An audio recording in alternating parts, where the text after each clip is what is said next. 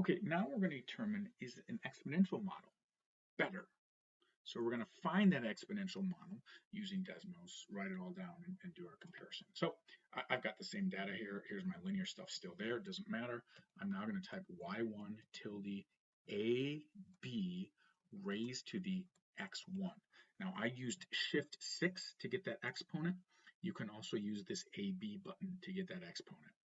One other thing, we're going to use log mode so that we can compare our R values directly.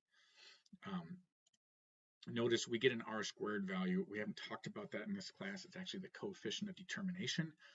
And when we're not in log mode, Desmos uses a different method to calculate the exponential regression model.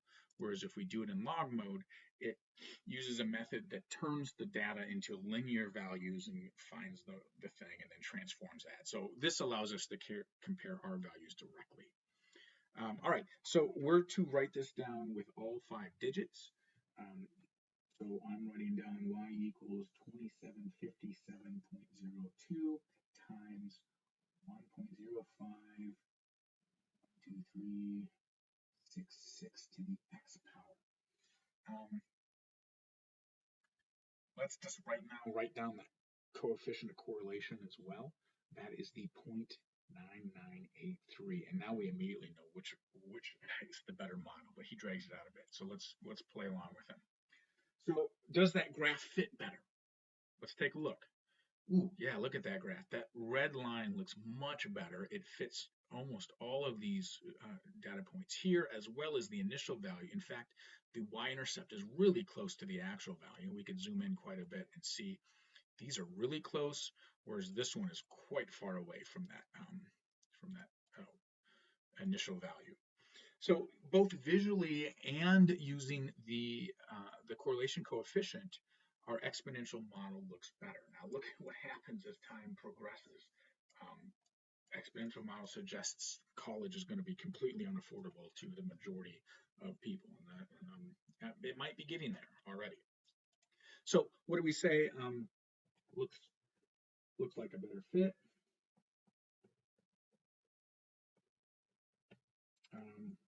Okay, so now we're going to talk about what's the base of the exponent in your exponential model.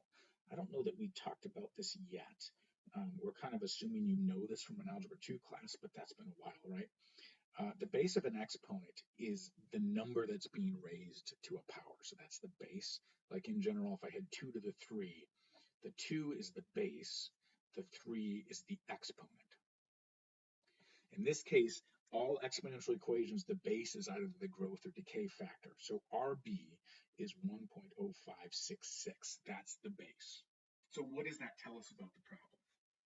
Well, remember, this is what we multiply by each time step. So each 1 unit step, we're multiplying by this. So we can call it the growth factor because it's greater than 1. Or we can figure out what the growth rate is. So the growth rate is, ignore the 1, and our R is 0.0566. So we can interpret this value in 2 different ways. One way is we can say tuition has increased by a factor of 1.0566 per year since 1981. Now, factor, if you've forgotten what that means multiply. You may remember factorizing, like doing a complete factorization of numbers. So if we looked at like 12, its factors were 2, 3, 4, 6, and 12, and I forgot 1. And then we could write 12 as a product of its factors. Usually we try to do all the prime factors. So 2 times 3 times 2, or 2 squared times 3. That's the factoring of 12. So those are the numbers multiplied together that equal 12. So this just tells us multiply. That's one way to write it. I don't know if that's as understandable as saying tuition has increased by 5.66% per year since 1981. This one might make a little more sense to us. Maybe not. So we got a 5% increase each year after 1981. Well, really almost a 6% increase. And if you think about salaries, very few people are getting these kinds of raises. Just the folks at the very top of the company get those kinds of raises. So we already wrote this down, right? Number 11 says, what is the correlation coefficient? Does it change our perspective? No, it just confirms it, right? It confirms that the exponential model is best since it's closer to 1. Because 0.983 is closer to 1. In comparison, remember the other one was 0.9707. So this is quite a bit better, even though it's only 2 hundredths or 2.8 hundredths of a percent, or a little bit less than that. It's still better. So based on all our work, what's the best one? Exponential is the best model. And the key criteria that tells us is the R value.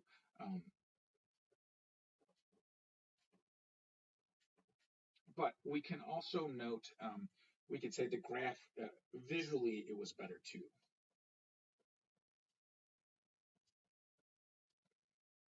But we have to be careful with that visual stuff.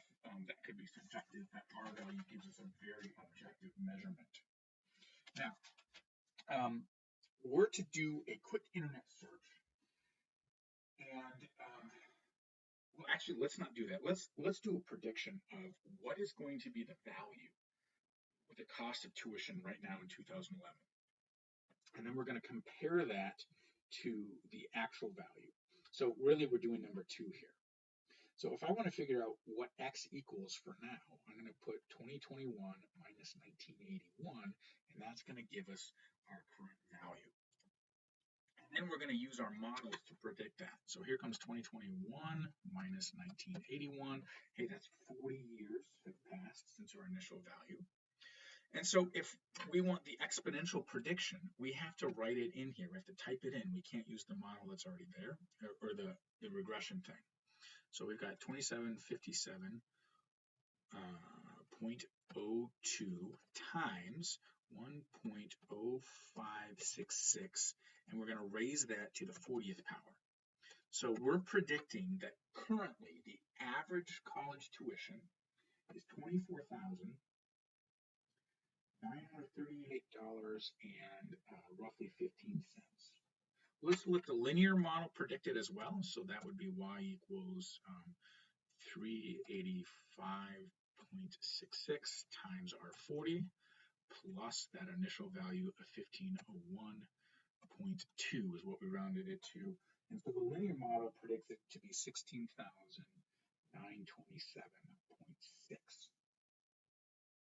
for the 2021 school year.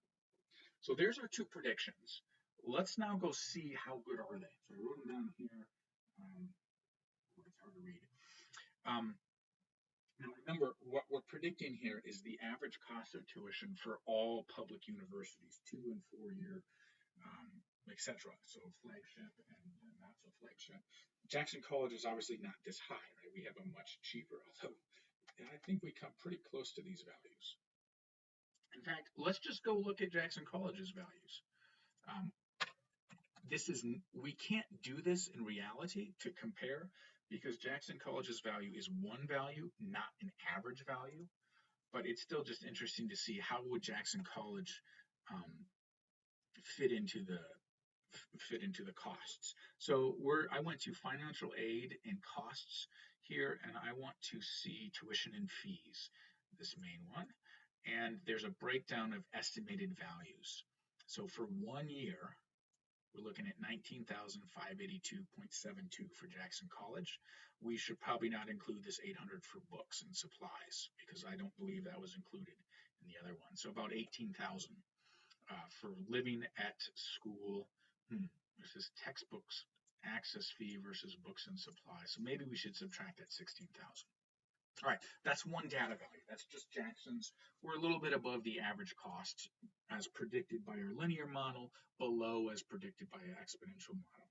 let's go to the average cost of tuition for college, and let's see what we get. Capital Group, I don't like that one. Where's that? College data. There's a government one. Here we go. This is the one we want. nces.ed.gov fast facts display. So this is from the government, their collection of all the data.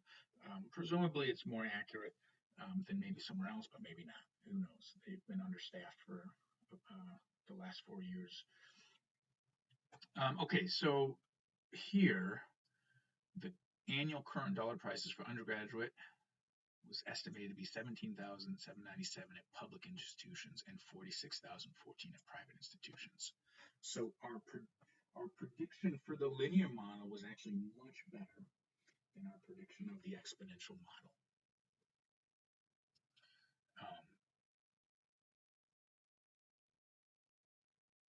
And this is a pretty interesting thing.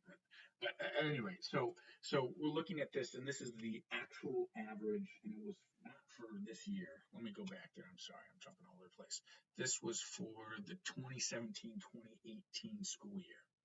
So we should subtract 3 years in our predictions to actually be matching the same value we have up there.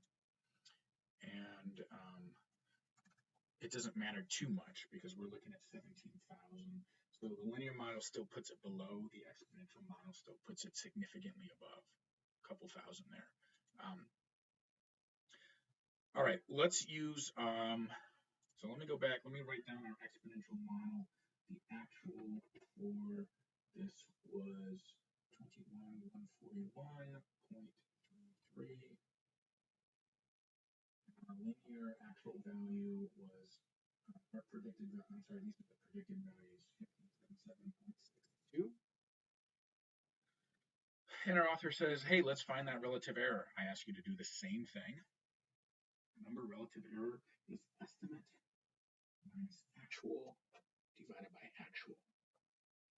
So we have to do it for 2 of them. Let's start with the exponential model. This is our estimate. And our actual was,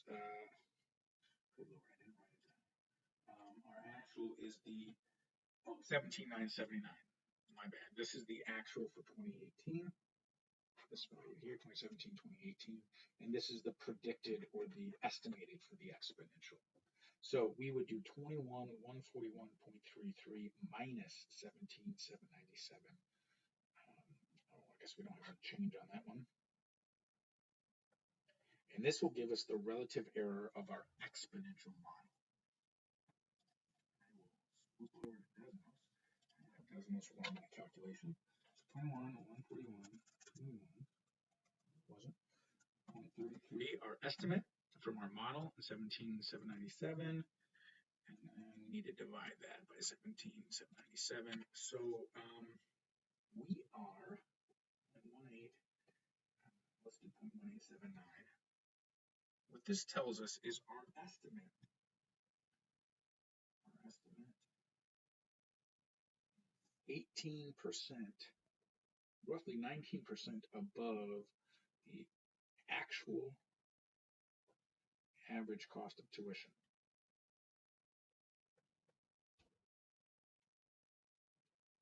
In the 2017-2018 school year.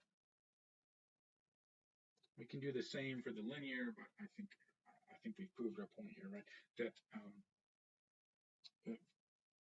these models aren't exactly accurate. Now, there's a couple reasons we could note for this. One of them is our data values for tuition only go up to the 2011, and so we're predicting a value 7 years beyond our last data value. And a lot has happened, could have happened with tuition costs between that time and this prediction time. So if we included this new value, we could improve our model for predicting, say, the cost for this year.